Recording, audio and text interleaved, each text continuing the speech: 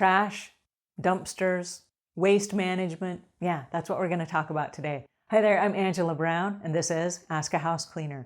This is a show where you get to ask a house cleaning question, and I get to help you find an answer. Now, today's show is brought to us by Savvy Cleaner Training, which is training for house cleaners and maids, so that as you're leaving a customer's house and you have big bags of trash, that you don't get in trouble for dumping it in the wrong space, and that you don't get fined and you don't get your car impounded. I know, scary stuff, right? So savvycleaner.com. All right, on to today's show, which is from somebody that wrote into the show, and they wanted to know, is it illegal if I dump my garbage or my trash in someone else's trash or their dumpster?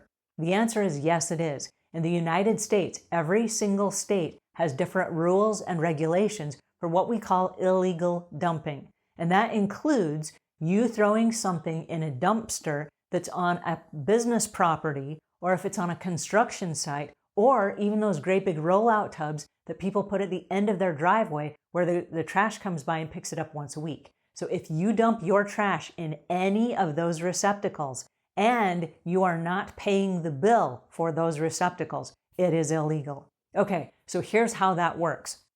There are initiatives now in all the different states that have fines associated with illegal dumping. And right now in the world, there's over 100 million tons of illegal garbage that has been dumped. And there are apps now like Trash Out where people can report illegal dumping. And they're starting to crack down by taking extra measures. There are a lot of surveillance cameras now. Even homes have outdoor surveillance cameras. And they're working with the Department of Transportation where they will pull the DMV record of the car that drops off the illegal dumping, and they will write that person a ticket. Now, depending on the different states, there are different fines for garbages, personal garbages. Sometimes it is $50 to $500 in fines. And then they will also hit you with some community service if it's your first offense. The second offense in some states is jail time. So there is imprisonment if you are caught illegally dumping. All right, so that's pretty scary, right? Another thing that you have to think of is in the state of New Jersey, there is a $50,000 fine. This was initiated back in 2014. A $50,000 fine. And when they track your car down, the car that you used to drop off the old mattress or the broken toilet or whatever in the dumpster, they will impound that car and you do not get it back. You don't just pay the fee and get your car back. They just confiscate your car. So you lose your car, $50,000, and you might go to jail. Now, I know in a lot of states they give you two offenses. The first time there's a fine of like $500, and then there's some kind of a community service or punishment. And then the second time you go to jail for a couple of years. So do not, please, illegally dump. It's not cool at all. It never was, but it is not cool now. And so they're starting to crack down and take these initiatives because there are people that just dump stuff wherever. Even if it's not in a dumpster, they're dumping it in landfills and in faraway places and off the roads and stuff like that. There's a litter policy, and I'm going to put links in the show notes, but if you click on your state and you type in litter statutes and then the state that you live in, it will give you the fine for the area that you live in. Now, I live in Charlotte, North Carolina, and so I did a search for the North Carolina litter laws. And what happens in North Carolina, let's say something falls off the back of your car or it blows out your window, and it's less than 15 pounds. There's a $100 fine, and there's 12 hours of community service. So you can save yourself 12 hours of community service and $100 by keeping your windows rolled up so your McDonald's bag doesn't blow out your window when you turn and the wind hits your car a certain way, right? So you got to be super careful even about accidental litter that might have fallen or blown out of your car. Okay, so another thing that we have to think about is the landfills. Now, the landfills, there are certain landfills that are designed as waste management plants. There's one near where I live called the Foxhole. And when we moved to the property that we live in, it was a corner lot. And so all the different builders that were working around building the neighborhood, because it was a new construction, they dumped all their debris on this corner lot that we moved into.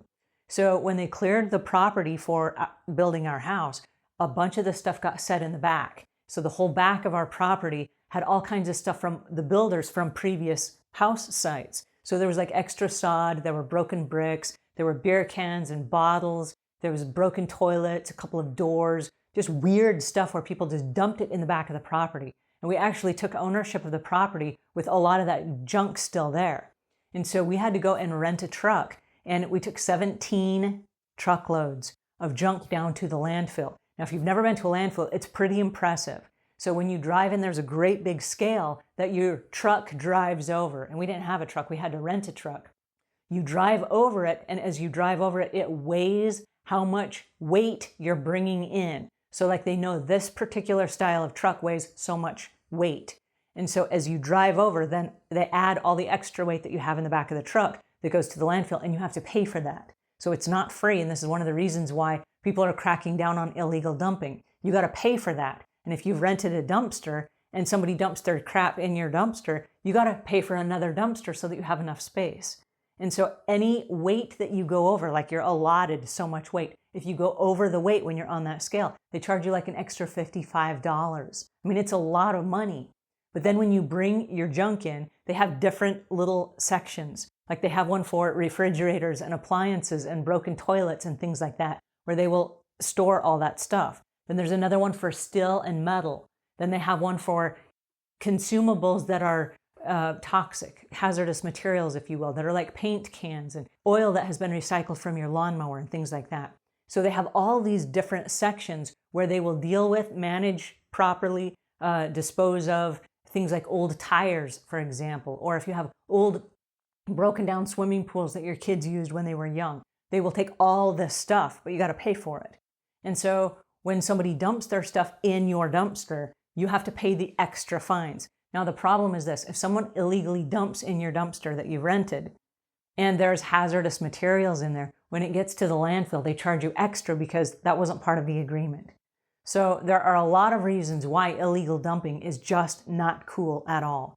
So if you live in an apartment complex, for example, one of the questions you want to ask is, where do we dump our stuff? Where are you allowed to take your trash out? And they will probably say these 2 trash receptacles. And then only dump your stuff in those 2 trash receptacles. Don't be going to one over here because it's less empty, right? You are not authorized in the dumpster they did not assign you. And so you need to be very clear about where you're supposed to dump. If you're doing commercial cleaning, it's really important that as part of your contract, you understand where are the dumpsters associated with this property. Because if you have to carry trash off-site, you're responsible for that trash, meaning you have to take it to a landfill and you have to pay. So you want to dump it on-site whenever possible, and they may be already renting commercial dumpsters for their property. But find out, make sure that you understand and there's no misunderstanding about where you're supposed to dump the trash. So just a couple of things. Is it legal? It is not legal at all. Do not dump your trash in anyone else's trash. And if you have, let's say that you have a broken toilet and you have to haul it out and bring a new one in from Home Depot. While you're at Home Depot, you might want to rent a truck. I think that in some areas they still rent trucks. And if not, I know that Lowe's rents trucks. So then what you do is you rent a truck for, I don't know, an hour or 2 hours or something, and find out where the nearest landfill is. And then you're going to want to haul that stuff out yourself, and you're going to want to take it down to the landfill and pay however much money and dispose of it properly, because it's a lot less money than the $100 for the fine and community service, and or having your car impounded because they caught your car dumping a toilet in a construction dumpster. Does that make sense? So you just have to be super, super careful. All right, so it is illegal. If you have a dumpster, and you can rent dumpsters, like let's say that you're doing hoarding removal and you're going to clean a bunch of stuff out, you can rent dumpsters. In my area, North Carolina, for about 4,000 pounds of a dumpster, it's like a 12-yard dumpster, it's like $300. And then if you go overweight, it's $55 extra per ton for the extra weight. So let's say that you rent a dumpster that you're going to use. A couple of secrets is you want to pull it as close to your house as possible, because if you put it out near the road, you encourage people to drop stuff off in it. You want to close it over with a tarp so that when you're not using it, it's less likely that people are going to untarp it so they can throw their stuff in. Surveillance cameras are also good because that way you have a way of tracking down the people that abused your dumpster. And then also, if you keep it behind a fence, like if you are a business site and you have a dumpster, keep it behind a fence and put a camera on it so that it's less likely for people to use. And if you're just renting it for a weekend or something, fill it up, get all your stuff ready, fill it up, and then have them cart it off the property. So again, that it doesn't incur dumping charges. All right, so that's just a little bit about the illegal dumping. Something to think about seriously, because you don't want to find yourself in hot water. All right, If you found this helpful, please pass it on to a friend. If you have ideas, I want to hear all about your ideas, your waste management, your garbage tips. I want to hear all about them. Below, there are all kinds of ways that you can let us know what you think and what your tips are, what your questions are, what your ideas are. All right, until we meet again, leave the world a cleaner place than when you found it.